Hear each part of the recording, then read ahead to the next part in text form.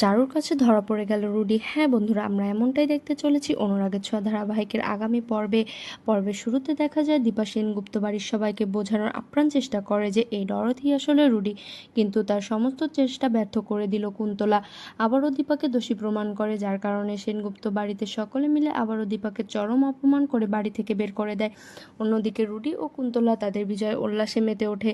Rudi তার মাকে বলে, লাবণ্য আমাদের জন্য একটি বড় বাধা হয়ে দাঁড়াচ্ছে, ওর একটা ব্যবস্থা করতে হবে, তাই আমি সিদ্ধান্ত নিয়েছি আজ রাতে লাবণ্যকে বাড়ি থেকে সরিয়ে ফেলবো। অপরদিকে দেখা যায় বাড়িতে ঘটে চলা একের পর এক ঘটনায় লাবণ্য সারাক্ষণ ভয়ে থাকে।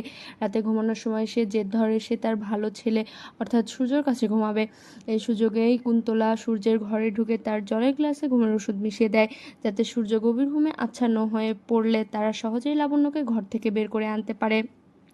গভীর রাতে যখন সূর্য ও লাবণ্য ঘুমিয়ে পড়ে, ঠিক সেই সময় চারু দেখতে পায় রুডি সূর্যের ঘরের সামনে দাঁড়িয়ে। সে ভয় পেলেও কৌতূহলবশত পিছু নেয়। রুডি নিঃশ্বাসে সূর্যের ঘরে প্রবেশ করে ঘুমন্ত লাবণ্যকে উদ্দেশ্য করে বলতে থাকে, আজ তুই দীপা এবং জয়ের জন্য বেঁচে গেছিস, কিন্তু এবার আর বাঁচতে পারবি না। এ কথা শুনে আর স্থির থাকতে পারে না চারু। সে দৌড়ে এসে পিছন থেকে রুডিকে সজোরে এক ধাক্কা মারে।